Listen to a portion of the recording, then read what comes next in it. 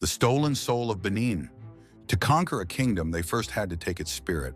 The French invasion of Benin, then known as the mighty Kingdom of Dahomey, wasn't just a military campaign. It was a calculated effort that reshaped an entire culture, ending with the removal of some of its most sacred treasures. He was the last king of a proud nation, a leader who refused to surrender. King Behanzin of Dahomey stood tall against the full power of the French Empire. But France didn't only fight his armies. It extended its influence over his people through the force of colonial expansion. In this episode, we'll uncover the lesser-known strategies and historical events behind one of Africa's most remarkable last stands. The story of how a powerful kingdom was transformed and its heritage taken beyond its borders. Hi friends, I'm Sar. Welcome to episode 11 of our series on the French conquest. In previous episodes, we explored North African countries, and today we turn to Benin. Origin of the Benin people. The nation of Benin traces its roots to a collection of powerful and sophisticated kingdoms made up of diverse ethnic groups, most famously the Kingdom of Dahomey. Its history is deeply connected to the Fon, Yoruba, and Bariba peoples, who built organized and prosperous societies long before the arrival of French colonial influence. The Kingdom of Dahomey was founded around 1600 by the Fon people in the Abomey Plateau. According to tradition, it was established by a group of Aja settlers who migrated from the city of Tado and gradually integrated with the local Fon population.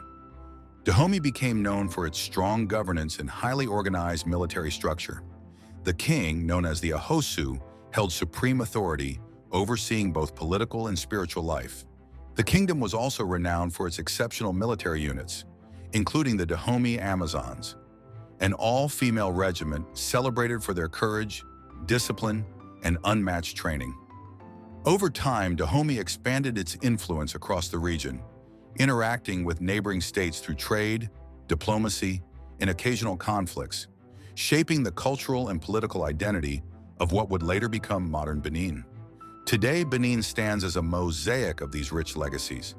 The largest ethnic groups, the Fon, Aja, Yoruba, and Bariba, each contribute their own languages, traditions, and social systems, all forged through centuries of history, migration, and exchange. The conquest of a kingdom. French colonial rule in Benin, then known as the powerful Kingdom of Dahomey, was established through a series of intense military campaigns and maintained by a system of direct administration, economic control, and cultural influence. The final and decisive invasion of Dahomey, known as the Second Franco-Dahomeyan War, 1892 to 1894, was led by General Alfred Amédée Dodds, a distinguished officer of French and Senegalese heritage. He commanded a well-equipped force of French Marines, legionnaires, and African auxiliaries known as tirailleurs. France's technological superiority, including the use of modern artillery and gunboats, played a key role in overcoming Dahomey's resistance. After the fall of the monarchy, French authorities replaced local rulers with colonial administrators, restructuring the existing system of governance. Under this new administration, local populations were often required to contribute labor for infrastructure projects and agricultural development, particularly in palm oil production, which served as a major export at the time. The so-called civilizing mission also extended to education and religion. French missionaries and teachers promoted French language and customs, often viewing Dahomeyan spiritual traditions and cultural practices through a colonial lens, redefining them to fit European narratives of the era. The scars of colonialism. The French conquest of Dahomey had a profound and lasting impact on the kingdom and its people. Historical records describe the fall of Abomey, the capital, and the removal of many of its most treasured cultural artifacts. Before the French arrived, King Behanzin, the last ruler, took measures to protect his royal palaces and heritage. Despite these precautions, a large number of royal artifacts, statues, and sacred objects were taken during the French occupation. Among these were the famous Benin bronzes, which were transported to France and continue to be a point of historical discussion and debate today. The post-war period involved the consolidation of French authority throughout Dahomey. Traditional governance structures were replaced by colonial administrators, and local communities were reorganized under French oversight. Residents experienced major disruptions as new systems of law, labor, and education were introduced, reshaping social and political life across the kingdom. Historical research and oral histories from the Beninese people indicate that the conquest had far-reaching effects on civilian populations. Accounts describe widespread displacement, the destruction of property, and interruptions to daily life as communities adjusted to the presence and authority of colonial forces. Military campaigns and the implementation of French control transformed traditional systems of leadership, trade, and cultural practices, leaving enduring changes in Dahomeyan society. The broader impact of these events extended beyond military victory, highlighting the human and cultural cost of the French expansion into Dahomey. While much attention has been given to battles and strategic maneuvers, the effects on communities, traditions, and heritage were equally significant.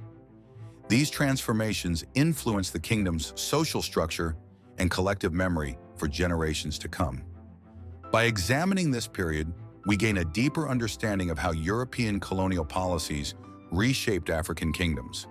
The resilience of the Dahomeyan people is evident in how communities preserved their culture, adapted to new governance systems, and maintained their identity despite significant upheaval.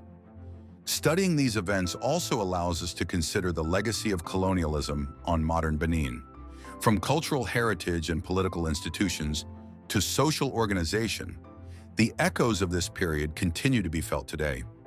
Learning about these historical experiences provides perspective on the complex interactions between European powers and African kingdoms, and the lasting effects of these encounters on the people, culture, and governance of Dahomey. The reality of French rule. The Battle of Cana on November 4, 1892, was one of the final, decisive engagements before the French captured the capital of Abomey. The Dahomeyan army, including the elite Dahomey Amazons, mounted courageous attacks against the French formations. Equipped with superior weaponry, including machine guns, the French forces were able to repel these charges, resulting in heavy casualties among Dahomey's forces. This decisive loss marked a turning point from which the kingdom struggled to recover. The sacking of Abomey followed shortly after. With the Dahomeyan army defeated, French troops under General Alfred Amédée Dodds entered the royal capital. Although King Behanzin had ordered parts of the city to be burned to protect its treasures, the French occupation involved widespread disruption and the removal of many royal artifacts from the palaces. These actions significantly altered the city's cultural and political landscape. During the consolidation of French control, villages that had supported Dahomeyan resistance faced strict oversight. Communities were reorganized under colonial administration, and the population experienced social and political pressures as French authority was established. Reports indicate that civilians, including women and families, were subjected to harsh treatment intended to enforce compliance and discourage resistance. These measures had lasting effects on local life, reshaping social structures and daily routines throughout the kingdom. The campaigns and occupation of Abomey highlight the challenges faced by the Dahomeyan people during French rule. Beyond the battles themselves, the broader impact on society, governance, and cultural heritage was profound. Studying these events allows us to understand how colonial forces exerted authority, the resilience of communities in response, and the enduring legacy of these encounters in modern Benin. The long road to independence. The struggle for independence in Benin began with armed resistance led by its last king, Behanzin, and later evolved into a political movement guided by key figures who steered the nation towards sovereignty. King Behanzin, the final independent ruler of the Kingdom of Dahomey, was a determined leader who refused to relinquish his kingdom's autonomy to France.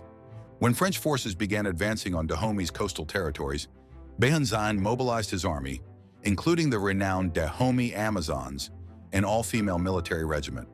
This led to two major conflicts known as the Franco-Dahomeyan Wars.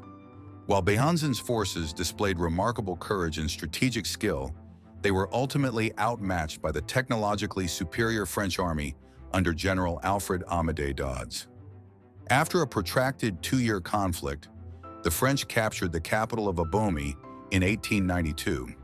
Behanzin continued a form of guerrilla resistance for an additional 2 years before being captured and exiled in 1894. His defeat marked the end of organized armed opposition, but it did not end the aspirations of the Dahomeyan people. Unlike other independence movements, Benin's eventual liberation from French rule was achieved primarily through political negotiation rather than a military war.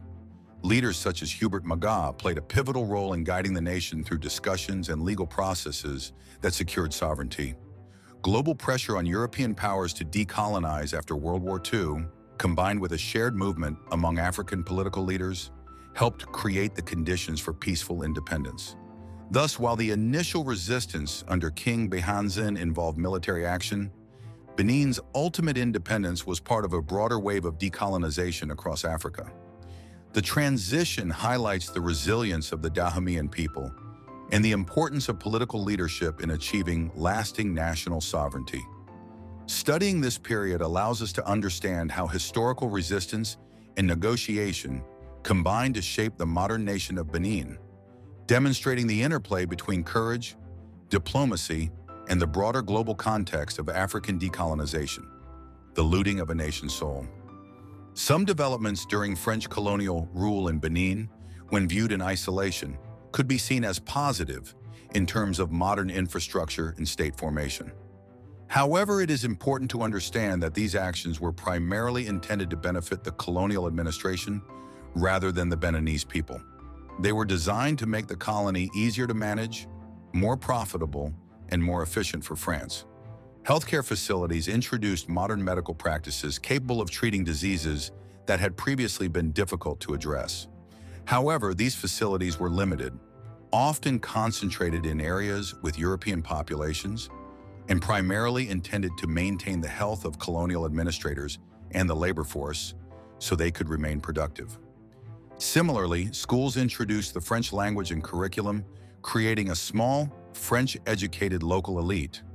These individuals could serve as clerks, administrators, and intermediaries within the colonial government.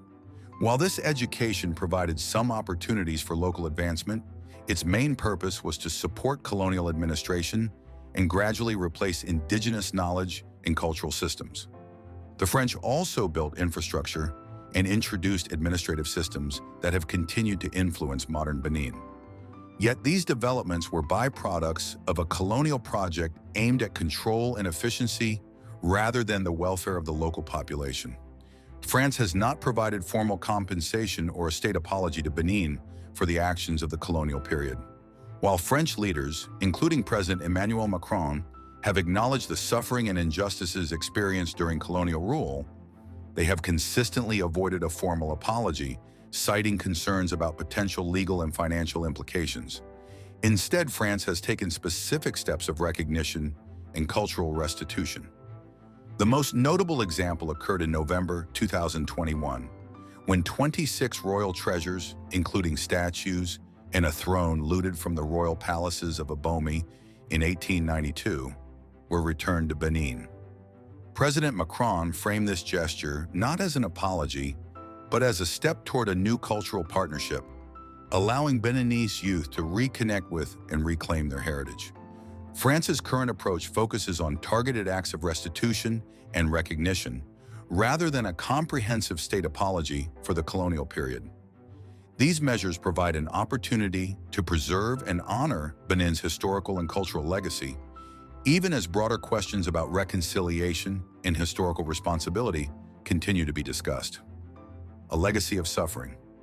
After gaining independence from France on August 1, 1960, the Republic of Dahomey, renamed Benin in 1975, faced significant challenges, including political instability, economic dependence, and deep ethnic and regional divisions. One of the most immediate difficulties was the lack of a stable political system.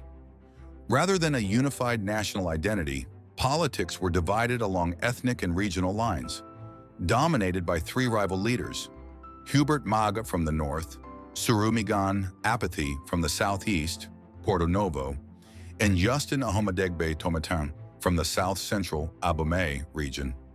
This rivalry frequently paralyzed the government, creating cycles of deadlock and administrative challenges. Political instability was further compounded by frequent changes in leadership. In its first 12 years of independence, the country experienced 6 military coups and numerous different governments, earning it the nickname the Sick Man of Africa. This constant upheaval made long-term planning and development extremely difficult. Economically, Benin inherited a structure designed to serve colonial interests rather than local development. Infrastructure such as the port of Cotonou and a single railway had been built primarily to export agricultural products, particularly palm oil, to France. At independence, the country had limited industry and was not self-sufficient in food production. The economy remained highly dependent on a few cash crops sold on the international market, and the CFA franc was tied to the French franc, restricting economic sovereignty. The political rivalries reflected broader ethnic and social divisions that had been shaped or left unaddressed by colonial policies. French administration had grouped multiple kingdoms and ethnic groups, including the Fon, Yoruba, and Bariba, into one political unit, leaving the new government with the complex task of fostering a sense of national unity among communities with limited shared history and competing political interests. Benin also inherited an underdeveloped education and healthcare system. At independence, literacy rates were low, and there was a severe shortage of skilled professionals, doctors, and administrators required to manage a modern nation. These gaps in human capital presented an additional obstacle to economic growth and social development, reinforcing the challenges posed by political and regional divisions. Despite these difficulties, the foundation laid during this period set the stage for future efforts to stabilize governance, expand education, and develop the economy, shaping the trajectory of modern Benin and its ongoing journey toward national cohesion and progress. Diplomatic ties in the Beninese community in France. Official diplomatic relations between France and Benin were established on August 1, 1960, the same day Benin achieved independence from French colonial rule. Since then, the two nations have maintained continuous diplomatic and cultural engagement, with cooperation in areas such as education, development, and trade. According to the most recent data from France's National Institute of Statistics and Economic Studies, INSEE, around 33,000 immigrants born in Benin currently reside in France. This figure does not include their French-born children or later generations. When including all people of Beninese origin, estimates suggest the total community could reach nearly 100,000 individuals. This strong Beninese presence in France reflects deep historical ties that originated during the colonial era and evolved after independence. Many Beninese citizens moved to France for higher education, employment opportunities, or family reunification, contributing actively to French society while maintaining strong connections to their homeland. Today, Benin continues to build its future through efforts in education, technology, and economic reform. However, like many post-colonial African nations, it still faces developmental challenges as it strives for greater economic stability and technological advancement. We conclude our story of Benin here. How we interpret history often shapes how we understand the modern world. The legacy of colonialism continues to influence global inequalities, but awareness and dialogue can help bridge these divides. Thank you for watching and being part of this journey through history.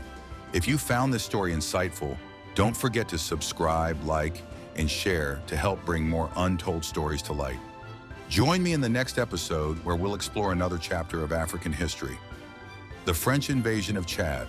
Until then, take care and see you in the next video.